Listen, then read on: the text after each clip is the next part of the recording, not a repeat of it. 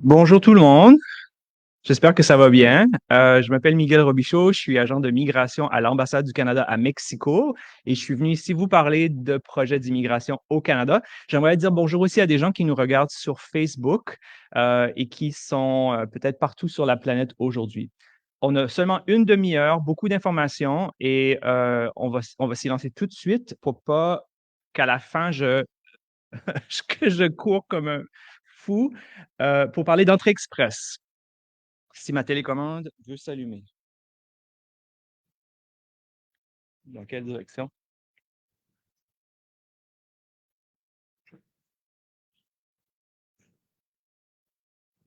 Donc, on va parler de comment devenir résident permanent. La résidence permanente, c'est un statut qui est presque équivalent à la citoyenneté canadienne, mais qui en fait mène à la citoyenneté canadienne après 3 ans de résidence ou de statut de résident permanent au Canada.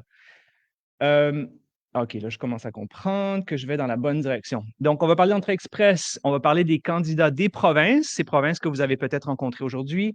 Il y a plein d'autres programmes. Je vais en glisser un mot. On va parler des gens d'affaires, des exigences qui s'appliquent à tous les programmes pour immigrer au Canada.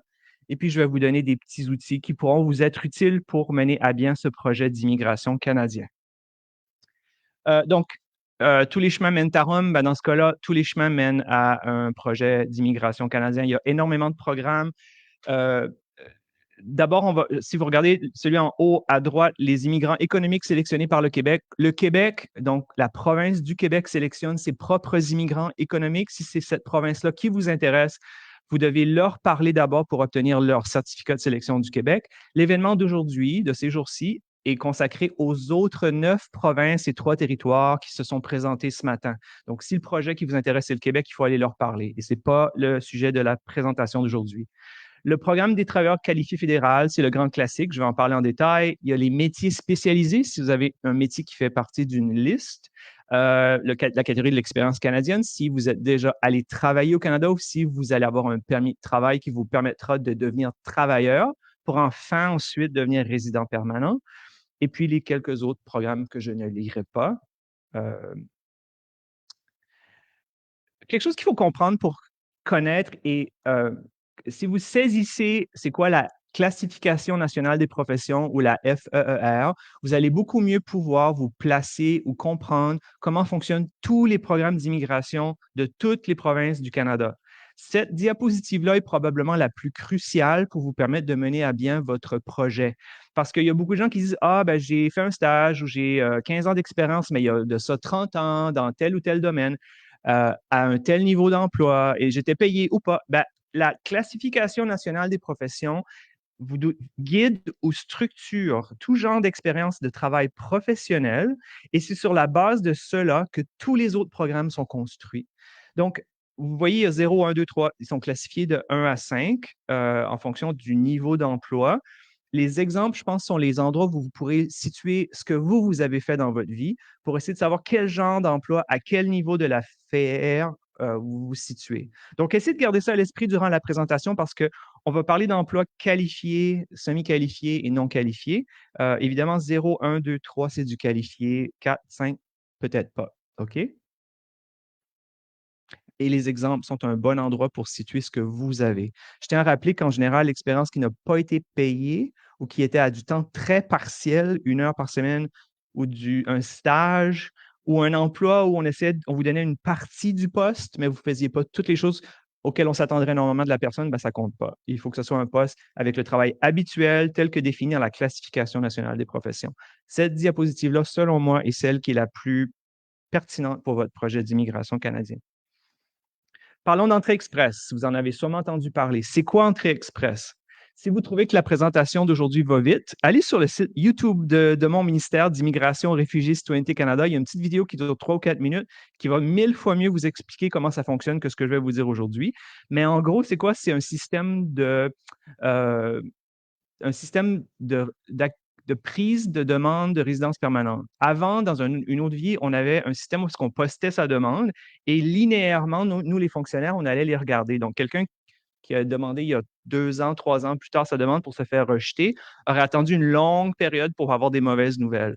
Entrée express, mais maintenant tout le monde dans un bassin électronique, hein, c'est un système en ligne, Et à chaque mois, on va chercher, disons, la crème ou les gens qu'on a besoin, dont on a besoin de ce bassin-là. Et qui sont ces gens-là? Ben, ça change à chaque euh, ronde d'invitation. Donc, ce qui était vrai au mois de mai va peut-être pas être vrai au mois de juin parce qu'une telle province ou un tel groupe linguistique ou un tel niveau d'emploi FEER, on a un besoin, alors on a identifié, alors on va chercher des gens dans le bassin. Et la bonne nouvelle avec Entrée Express, c'est que vous saurez tout de suite si vous vous qualifiez parce que vous avez fait des tests au préalable, je vais en parler, mais aussi euh, si ça ne fonctionne pas, après une année, on va vous enlever du bassin. Donc, au moins, on aura été honnête avec vous après une année pour dire que ça ne fonctionnera pas. Vous pouvez toujours réessayer, mais au moins, ce n'est pas des années et des années d'attente comme auparavant. Donc, le système, il est en ligne, Entrée Express. C'est pour toutes les provinces sauf le Québec. Ça mène à la résidence permanente, donc un statut qui est viagé pour le reste de votre vie. Vous pouvez faire ce que vous voulez. Et puis, il fonctionne avec 4 programmes. Les 4 programmes, comme j'ai dit au début de ma présentation, ben, le grand classique, c'est le programme des travailleurs qualifiés fédéraux. Il y a le travail des métiers spécialisés aussi fédéral, la catégorie de l'expérience canadienne, et on l'a mis à côté comme un petit programme miniature des provinces, programme de nomination. Je vais vous expliquer pourquoi. Première étape, vous vérifiez votre éligibilité. Par comment on fait ça? C'est avec vos langues, vos diplômes, votre expérience de travail, vos facteurs d'adaptabilité, je vais en parler. Vous soumettez le profil dans notre portail sur le site du gouvernement du Canada. Et si vous êtes choisi dans une de ces rondes fréquentes d'invitations qu'on fait, on va vous envoyer une invitation. Puis là, généralement, si vous avez répondu véridiquement aux questions, c'est dans la poche. C'est pas dans la poche jusqu'à ce que vous arriviez au point d'entrée avec que l'agent d'immigration tamponne votre passeport, mais en gros, c'est 99 de chances que ça aille bien. Donc, sur le site Web, je vous encourage à aller le voir. Vous allez voir qu'il y a des points. Il y a 2 catégories de points et je veux les clarifier tout de suite pour que quand vous voyez le mot point, vous ne soyez pas mélangés. Il y a des points pour Entrée Express et puis il y a des points pour le programme de travailleurs qualifiés fédéraux, le premier des 4 programmes. Euh, Et le système va vous poser des questions pour voir dans les 2 systèmes de pointage, qu'est-ce qui serait le vôtre, votre pointage. Au niveau de votre âge, votre niveau de scolarité, l'expérience, l'adaptabilité qui est votre famille, ou si vous en avez des gens de votre famille proche au Canada, vous avez déjà étudié, travaillé au Canada, par exemple, vous avez un emploi réservé, et si vous êtes francophone ou bilingue, c'est des facteurs qui feraient augmenter ou descendre votre score. Et il y a beaucoup de gens qui me posent la question, est-ce qu'il y a un âge maximal? Ben non, il n'y en a pas. Il n'y a pas d'âge maximal. On perd des points en vieillissant. Moi, je suis à 1 point d'avoir 1 an d'avoir 0, mais on peut compenser avec plein d'autres choses. Donc, ce n'est pas fatal. Il ne faut pas s'inquiéter. Donc, parlons plus précisément du programme des travailleurs qualifiés fédéral qui a aussi un système de points. Je vais regarder l'heure. C'est bien, c'est bon. Il s'adresse aux gens qui ont acquis, en gros, 1 année d'expérience qualifiée, peu importe où. Ça peut être ici, ça peut être en Antarctique, sur la planète Mars, il n'y a pas de problème. Une année de travail qualifié. Il y a 6 critères. Un diplôme. Le diplôme doit avoir été évalué. Évalué, ça veut dire que si c'est un diplôme qui n'est pas canadien, votre diplôme doit être traduit en monde canadien. Parce que vous savez peut-être déjà que pour moi, canadien, un baccalauréat, c'est le diplôme de premier cycle universitaire, alors que ici en France, c'est un diplôme de fin d'études secondaires. Donc, chaque pays a une nomenclature ou une façon d'écrire ses diplômes. Et une EDE, une évaluation des diplômes ou d'équivalence des diplômes, je ne me souviens plus exactement des lettres de l'acronyme, là, va nous dire en termes canadiens ce à quoi votre diplôme équivaut chez nous. Deuxièmement, vos compétences linguistiques. Vous pouvez être francophone et vous ne savez pas parler, vous ne savez pas dire merci dans une autre langue ou bonjour, vous ne parlez que français, il faut faire un test de français quand même. Il faut 100% des immigrants économiques doivent faire un test de français ou d'anglais ou les deux. Il y a 0 immigrant économique qui arrive au Canada sans test de langue. Est-ce que je suis clair là-dessus? La raison pour laquelle on voit ça, c'est qu'il y a des gens qui vont dire ben, j'ai un passeport français, mais qui ont grandi, vous savez, je ne sais pas, dans un autre pays où le français n'est pas une langue parlée, puis ils vont nous faire semblant. Ben, nous, avec le test, on le sait. Et puis, c'est équitable pour tout le monde. Donc, on a délégué l'évaluation des langues à des instituts qui font ça pour vous et qui sont présents. Il y a quelques-uns de ces instituts-là qui sont dans la salle et qui peuvent vous parler des coûts, des modalités. Puis moi, si j'avais un petit conseil pour vous, c'est de ne pas prendre pour acquis que parce que vous êtes francophone, que vous allez avoir 100% sur le test. Préparez-vous parce que c'est un test. Il y a peut-être des caractéristiques qui veillent la peine d'aller voir des gens qui l'ont déjà fait sur YouTube et puis se renseigner ou des guides d'études. Finalement, dans les exigences de base, il y a l'année dont j'ai parlé, l'année d'expérience qui est critique. Ça ne peut pas être du travail non qualifié. Ça doit être du travail qualifié, la FEER 1, 0, 1, 2 ou 3. Maintenant que vous avez vu la FEER, le classement des professions, vous savez de ce dont je parle. 0, c'est les postes de direction et le niveau 5, c'était comme une personne qui ferait le ménage, par exemple. Et entre ça, ben, il y a d'autres caractéristiques, comme nous, on serait, un fonctionnaire serait un 3, par exemple. Bon, euh, ça prend une année payée à temps plein. Ça peut être 2 ans à temps partiel, que si on met ensemble, ça fait une année. Ça doit être récent, dans les 10 dernières années. N'importe où. N'importe où. Vous avez des points si vous avez, je pense que ça commence à 22 ans, 18 ans pour le maximum. Puis à chaque année, on perd un point jusqu'à concurrence de 0, mais j'ai dit que ce n'était pas fatal, il ne faut pas s'inquiéter, parce que vous pouvez compenser avec un emploi réservé. Donc, si par exemple, vous avez un poste que vous décrochez ici avec un des employeurs qui a fait le déplacement, puis il vous propose une offre d'emploi, ben, cet emploi-là va potentiellement vous donner les points, des points supplémentaires qui vont vous faire réussir à vous qualifier pour entrer express. Capacité d'adaptation, ben, c'est des frères, des sœurs, avoir travaillé au Canada, des choses comme ça. Donc, regardons un peu les points en détail. Les études, c'est 25. Les langues, 28. Comme vous voyez, les langues, pour nous, c'est extrêmement important et je ne peux pas souligner à quel point le fait que vous soyez francophone ou bilingue vous donne une marge d'avance sur plein d'autres personnes. Donc, quand on dit entrée express, ça pourrait être compliqué. Ben, si vous êtes francophone ou bilingue, ça commence très bien déjà, OK? C'est pour ça que l'événement a lieu, parce qu'on sait qu'on recrute des gens qui vont avoir du succès avec le système Entrée Express. L'expérience professionnelle, 15 points, votre âge, 12 points, un emploi réservé, 10 points, et la capacité d'adaptation, 10 autres points. Si vous atteignez 67 points, vous passez le test du programme des travailleurs qualifiés. C'est un des 2 pointages dont j'ai parlé. Donc, ça prend 67 pour passer. L'autre pointage, il est dans les milliers, donc vous allez voir la différence quand je vais parler de l'autre pointage tout à l'heure. Pour les études, j'avais dit que le maximum, c'était 25 points. Regardez ce que vous pourriez obtenir. Un niveau de la maîtrise ou un diplôme professionnel de premier échelon, ça, c'est comme un médecin, un dentiste qui porterait le nom de docteur, mais qui n'est pas un doctorant au PhD. Un diplôme d'études postsecondaires d'au moins 3 ans. Donc, tout le monde qui a fait leurs 4 années d'université aurait 21 points. Si vous avez que le diplôme d'études secondaires, ce serait 5 points. Donc, vous connaissez vos diplômes mieux que personne, mais l'évaluation des diplômes, d'équivalence des diplômes, va vous donner les mots exacts pour que vous compreniez où vous vous situez avec ça. Ça coûte quelque chose.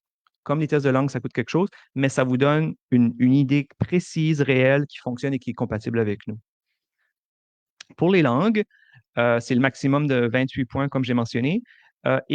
Cette diapositive-là est un tout petit peu complexe. Je ne vais pas la décrire très bien parce qu'il y a une série d'algorithmes que le ministère a créés sur la base d'études qui dit que plus on est bilingue, plus on a de chances de succès économique au Canada, peu importe où vous allez vivre. Je peux vous donner l'exemple de mon frère qui vit à Toronto.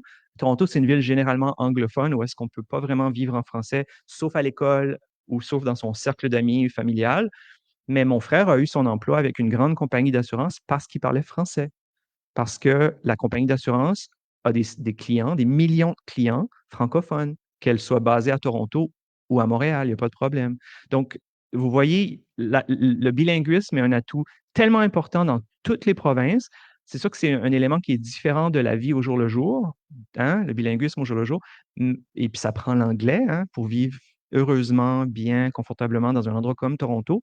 Mais le fait de parler français vous met en avant de plein d'autres candidats très recherchés par les entreprises. Donc, je ne vais pas décrire ces diapos-là parce que c'est basé sur des algorithmes que même moi, je ne comprends pas trop, mais je peux vous dire que si vous êtes bilingue, les choses vont bien. Votre expérience professionnelle, ben, 1 an, le minimum, c'est 9 points. Si vous avez plus de 6 ans, ben, ça va jusqu'à 15 points. Donc, un peu plus d'expérience. Comme je vous disais, l'âge, ça peut vous faire perdre des points, mais vous aurez peut-être en conséquence plus d'expérience que le petit jeune de 22 ans qui aurait les maximums pour l'âge. Et je tiens à rappeler que tous ces renseignements-là sont disponibles sur notre site web. Donc, il n'y a pas trop d'inquiétude pour si vous perdez une diapo. Et comme les choses changent assez régulièrement, c'est toujours mieux de se fier au site web que ce que je vous dis aujourd'hui. Pour l'âge, comme vous voyez, si vous avez moins de 18 ans, ben, c'est 0. Entre 18 et 35 ans, c'est 12 le maximum. Puis après, ben, vous enlevez 1 point par année jusqu'à 47 ans où là, c'est fini. Je suis désolé, 0 point. Mais encore là, je vais le répéter, on peut pas c'est pas la fin du monde. Vous pourriez compenser autrement. Et il n'y a pas de disqualification aucune liée à l'âge. L'emploi réservé, c'est pas un emploi, ah oui, mon cousin m'a offert un poste dans son garage et puis en arrivant, je vais travailler pour lui. Non, c'est pas ça un emploi réservé.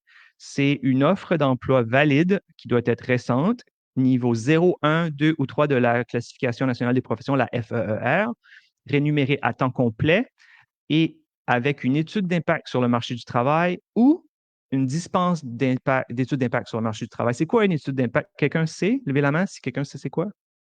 EIMT? Oui, on a. OK. Une personne, deux peut-être, je vais l'expliquer. Une EIMT, c'est une étude d'impact pour voir s'il n'y aurait pas un Canadien qui serait soit disponible ou disposé à prendre le poste. Parce que si vous allez prendre le poste d'un Canadien qui est au chômage, ben, on va dire non, on ne va pas permettre à un étranger de venir faire ça. Donc, le processus de IMT, c'est l'employeur va au ministère du Travail, ça ne s'appelle pas comme ça, mais c'est en gros, c'est ça, fédéral, et dit j'aimerais embaucher un étranger ou 10 étrangers. Le gouvernement, le ministère du Travail va dire cette industrie dans cette ville à ce salaire, c'est vrai, c'est impossible de recruter. Donc, oui, je vous donne l'autorisation. Avec ce papier, l'employeur peut venir vers vous et dire j'ai une offre d'emploi réservée pour vous. Par contre, ce programme-là s'appelle le programme des travailleurs étrangers temporaires. Mais nous, à notre ministère, au ministère de l'Immigration, on a notre propre mini-programme comme ça qu'on appelle le programme de mobilité internationale. Et on a déterminé qu'il y avait des catégories de gens qui n'avaient pas besoin de IMT parce que c'est compétitif pour le Canada de les accueillir plus facilement. Comme par exemple, le conjoint d'un étudiant qui étudierait à une grande université canadienne aurait un permis de travail sans EIMT ouvert. Il peut faire ce qu'il veut. Un francophone qui va aller à l'extérieur du Québec avec un travail qualifié FEER 0, 1, 2, 3 n'a pas besoin de IMT parce qu'on sait que sa présence comme francophone est suffisante pour contribuer à notre société. Si vous travaillez, disons, on va prendre un exemple, la compagnie Apple en France, vous êtes un employé permanent d'Apple à un niveau de gestion très technique et Apple au Canada veut vous accueillir, on va vous donner un permis de travail comme mutation intra-société, sans EIMT, sans qu'on ait à chercher un Canadien et tout ça. Ah, pardon. Donc, le IMT, c'est un concept que vous allez entendre souvent durant la conférence. Et puis, les gens nous demandent, mais j'aimerais travailler au Canada, comment ça fonctionne? Ben, la plupart du temps, pour travailler sans passer par entrée express, il faut d'abord un contrat. La plupart du temps, c'est un contrat. Ah, tiens, un autre exemple que j'oubliais, qui est très important ici pour sans EIMT, ben, c'est les jeunes Français, Belges, Suisses, etc., ont accès au programme Vacances-Travail ou à EIC, Expérience internationale Canada. C'est un permis de travail qui permet aussi d'ouvrir la porte pour avoir un emploi réservé. La capacité d'adaptation, ben, si vous êtes extrêmement chanceux et vous êtes marié à un ou une citoyen canadien, ou que quand on dit époux, c'est marié, conjoint de fait dans la loi canadienne, c'est avoir vécu 12 mois sous le même toit comme un couple en relation exclusive, ça donne 5 points. Des études au Canada antérieurement avec un permis d'études valide, 5 points. Si c'est votre conjoint ou conjointe qui les a faites, ces études, ça vous donne des points. Si vous avez travaillé au Canada avec un permis de travail, euh, c'est 10 ou 5 points selon le type de travail que vous avez fait. Si vous avez de la parenté au Canada, c'est de la famille assez élargie, si je me souviens bien. Je pense que ça inclut pas les cousins, mais presque toutes les autres personnes, comme un oncle, tante, frère, sœur, par exemple. Ça donne des points. Puis l'emploi réservé dont j'ai parlé vous donne encore un petit bonus d'adaptabilité. Deuxième des 4 programmes qui fonctionnent avec Entrée Express, c'est les travailleurs de métiers spécialisés fédéral. Ça va aller un peu plus vite parce qu'il n'y en a pas tant que ça. On ne le voit pas souvent, mais je vais quand même en parler. Ça prend de l'expérience professionnelle d'au moins 2 ans de travail dans un métier spécialisé. Il faut rencontrer les critères du métier, tels que décrits dans la classification nationale des professions, la FEER, dont j'ai parlé plus tôt. Il faut une offre d'emploi à temps plein ou un certificat de qualification dans un métier spécialisé d'un organisme provincial ou territorial. L'exemple, c'est que pour être soudeur en Alberta, par exemple, il faut que la province vous ait accordé, nous au Canada, on appelle ça les sceaux rouges ou un Red Seal pour pratiquer comme soudeur. Alors, si vous avez ça, vous n'avez pas besoin de l'offre d'emploi. Mais en général, vous serez déjà au Canada. Donc, c'est pour des gens qui seraient potentiellement déjà au Canada. Le programme est créé pour des gens à l'étranger, donc qui ont l'offre d'emploi, ou au Canada qui auraient le certificat de qualification. Il faut parler anglais ou français. Des niveaux un petit peu plus bas que Entrée Express, que le programme dont j'ai parlé juste avant, qui est le programme des travailleurs qualifiés. C'est quoi les métiers spécialisés? Ben, il y a des grands groupes, métiers de l'industrie, de l'entretien, superviseur, emploi technique dans les ressources naturelles, l'agriculture, transformation, fabrication, euh, d'aéronefs, monteurs des avions, les bouchers, bouchères, cuisiniers, cuisinières, boulangers, pâtissiers, donc les métiers de bouche, et puis les cuisiniers. Donc, c'est quand même pas mal de monde, mais je vais être franc, j'en ai pas vu tant que ça. Mais si vous parvenez à immigrer avec ce programme-là, ben, tant mieux. Troisième des quatre programmes, la catégorie de l'expérience canadienne. Son nom dit en gros comment il fonctionne. Il faut avoir une année d'expérience de travail dans un poste qualifié au Canada au cours des 3 dernières années, FEER 0, 1, 2 ou 4. Vous voyez que le 3 n'est pas dans la liste. Il faut des compétences linguistiques, un minimum de 7 pour la FEER 0 ou 1, donc les dirigeants ou les gens très qualifiés, 5 pour la 2 ou la 3. Donc, il y a peut-être une erreur dans ma diapo, je vais vérifier parce que ça devrait être 0, 1, 2 ou 3. Le bout ici, là, pardonnez-moi. Et donc, ce serait une année d'expérience au cours des 3 dernières années dans la FEER 0, 1, 2 ou 3. Dernier commentaire, aucune exigence en matière d'études, mais si vous pouvez améliorer votre classement, ben, tant mieux parce que n'oubliez pas que on va repêcher les meilleurs à chaque ronde d'invitation. Donc, même avec l'expérience canadienne, si vous ne parlez pas un mot d'anglais, non. Si vous vous n'avez jamais été aux études, ça pourrait être peut-être potentiellement difficile avec un niveau d'anglais ou de français très bas. Bon, deuxième système de pointage dont je voulais vous parler. Euh, les points pour entrée express sont différents des 67 points dont j'ai parlé plus tôt. Comment est-ce qu'on va chercher ces gens-là avec les rondes d'invitation? Ben, c'est sur la base de ces points-là. C'est des points qui fonctionnent différemment. On en accorde pour les mêmes raisons, l'âge, le niveau de scolarité, la langue, comme les programmes dont j'ai parlé, mais il y a des points supplémentaires pour plein de facteurs.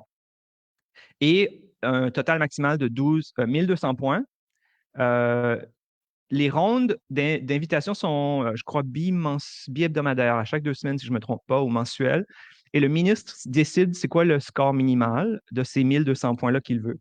Donc, si vous avez fait votre profil d'entrée express et vous voyez que vous avez un score, je ne sais pas, de 438, puis que ça prend 500, à chaque mois, le ministre veut du monde à 500, ben vous savez que c'est peu probable pour vous. Ou vous pouvez booster votre score avec peut-être un meilleur test d'anglais ou là, vous finissez votre diplôme ou votre 3e année d'expérience professionnelle, vous mettez à jour votre profil et puis votre score va augmenter. Puis vous avez plus de chances d'être recruté dans cette ronde mensuelle ou bimensuelle annoncée par le ministre. Euh, Parlons de l'équivalence des diplômes. Comme j'en ai parlé déjà, un baccalauréat, ce n'est pas un baccalauréat, n'est-ce pas? Alors, faites évaluer vos diplômes. Il y a 2 métiers, si je me souviens bien, 3. Les médecins, les pharmaciens, puis j'oublie le troisième, qui vont évaluer les diplômes liés à ces domaines-là. Mais tous les autres types de diplômes sont faits par une organisation désignée. Puis je pense qu'il y en a 5 qui sont listés sur notre site Web. Pareil pour les tests de langue, on n'accepte pas les tests Duolingo, je suis désolé. C'est des tests qui sont donnés par une de ces entités-là, donc le TCF, TEF, IELTS ou CELPIP. Le CELPIP est très canadien, donc c'est peu probable pour l'anglais que vous allez le voir à l'étranger, mais IELTS, c'est partout, ils sont présents ici aujourd'hui. TEF, c'est offert par la Chambre d'industrie de commerce de Paris, quelque chose comme ça, et le TCF est relativement nouveau. Et pour l'IELTS, pour l'anglais, prenez bonne note que c'est seulement le General Training qui est accepté. Il y en a 2 types ou 3 types. Seul le General Training est accepté et on les accepte pour une validité de temps. Et vous pouvez l'utiliser jusqu'au dernier jour de sa validité pour soumettre votre demande d'entrée express. Donc, faites attention. Si vous parlez français, je veux répéter encore une fois, vous êtes tellement désiré, bienvenue, chéri au Canada. le ministre, comme vous l'avez entendu ce matin durant les discours, a augmenté la cible de tous les immigrants qui s'installent à l'extérieur du Québec de 4 à 8 ce qui veut dire que le simple fait de parler français vous rend très spécial. On a besoin de francophones au Canada qui vivent à l'extérieur du Québec. Il y en a 1 million éparpillés partout, comme ma famille, par exemple, et votre venue contribue à leur vitalité. Et on vous donne des points dans tous nos systèmes en plus pour ça. Tout simplement. Le fait que vous soyez francophone, que vous aimiez parler français, ou encore mieux que vous soyez bilingue. L'argent, les programmes économiques, sauf si vous avez un emploi réservé, ben, vous devrez démontrer que vous avez des sous. Pour une personne, non, Siri, je ne veux pas te parler. Euh, pour une personne, c'est 13 000 qui équivaut à environ 9 000 euros et ça augmente avec la taille de votre famille. Cet argent-là doit être de l'argent que vous avez libre. Ça ne peut pas être un prêt. Ça ne peut pas être la valeur de votre maison. Ça ne peut pas être en or ou en bijoux. Ça doit être du cash, du liquide, en banque ou un chèque certifié à votre nom ou de l'argent que vous avez disponible quand vous arriverez au Canada. Vous n'avez pas à l'accumuler et à le garder pendant le processus de demande. On va vous le garder avec vous, évidemment. Puis quand vous arrivez, vous devez démontrer à l'agent d'immigration à l'aéroport ou au point d'entrée que vous l'avez. Et puis après, c'est fini. Vous faites ce que vous voulez avec. L'idée étant que vous n'arriviez pas pour vivre sous un pont. On veut que vous soyez bien quand vous arrivez au Canada. Ça change à chaque année. Consultez le site Web quand vous serez prêt à demander l'immigration. Donc, résumons. Trouvez votre expérience avec la FEER, la Classification nationale des professions. Vérifiez votre admissibilité à l'un des 4 programmes dont j'ai parlé. J'en ai pas parlé d'un, mais je vais en parler tout de suite après. Faites évaluer vos diplômes et passez des tests de langue. Si vous hésitez et vous hésitez, je sais où vous allez hésiter pour deux des étapes. C'est l'évaluation des diplômes parce que ça coûte quelque chose et les tests de langue parce qu'il faut se préparer et ça coûte quelque chose. Mais le reste, Entrée Express, c'est gratuit. Et les frais de visa, on vous les demande, il y a des frais pour demander la résidence permanente au Canada. On a la facture que quand vous avez été invité à soumettre votre demande. Quand la ronde d'invitation, là, on vous dit ça va vous coûter tant. Et si vous avez répondu véridiquement, ben, on sait que vous êtes admissible. Donc, ça fonctionne bien. Euh, vous devrez créer un compte. On va demander des choses comme votre passeport, vos résultats de tests de langue, d'évaluation des diplômes, la preuve de votre expérience de travail, la preuve de fonds. Si vous avez une désignation des provinces, parce que ça donne des points, ou l'offre d'emploi, aussi à cause des points. Vous cliquez Soumettre. Comme j'ai parlé, comme j'ai dit, on fait des rondes d'invitation pour les 3 grands programmes que j'ai décrits. Puis aussi, et on fait des rondes propres à certains des programmes. Puis on fait des rondes axées sur des catégories, comme sur des domaines de travail, de langue, des métiers particuliers. Et c'est là que vous paierez les frais seulement, une fois qu'on vous a invité. Et c'est nous qui allons vérifier les choses que vous avez téléversées et inscrites dans votre dossier. Vous aurez 60 jours pour le faire, pour soumettre tout ça dans le profil Entrée Express et fournir les documents que vous nous aviez dit, mais sans nous les donner au début, parce que créer un profil, remplir sa demande, vous ne mettez rien dans le système. Mais une fois qu'on vous les demande, parce que vous avez été choisi dans une des rondes d'invitation, là, c'est le temps de les téléverser, payer les frais, etc. On sélectionne les candidats les mieux classifiés. On les invite à présenter leur demande de résidence permanente par courriel. On leur donne 60 jours pour compléter la demande. S'il y a un délai, vous pouvez le dire et l'agent d'immigration va vous accorder un délai supplémentaire, mais en général, c'est fixe à 60 jours. Les demandes sont vérifiées par mes collègues et le délai de traitement est en 6 mois dans la grande majorité des cas. Parfois, c'est moins de temps, parfois, c'est plus de temps. On punit la fraude. Le dernier petit programme, le petit Hobbit à côté des 3 grands, c'est le programme des nominations provinciales. Il faut être désigné dans le cadre d'un volet Entrée Express. Donc, si vous vous êtes qualifié pour l'un des 3 premiers programmes, je vais revenir là, vous vous êtes qualifié pour un des 3 autres. La province peut quand même aller vous choisir si vous l'avez dit que vous vouliez vivre là, parce que vous cochez toutes les provinces où vous voulez vivre, et elle peut dire, oh, on aimerait ce monsieur ou cette madame ou cette personne. Alors, vous allez obtenir sous 600 points qui va vous garantir une invitation à la prochaine ronde d'invitation. Et puis, il y a des volets, le volet hors entrée express, donc il y a quand même une demande de nomination provinciale qui fonctionne hors entrée express et puis vous pouvez lier ces deux domaines, ces deux demandes-là via votre compte. Donc, la province peut aller vous saisir ou vous piocher et où vous allez à côté parler à la province en cachette. Et après, quand la relation amicale s'est solidifiée, vous venez nous dire voici ma sélection provinciale et vous la placez dans votre profil.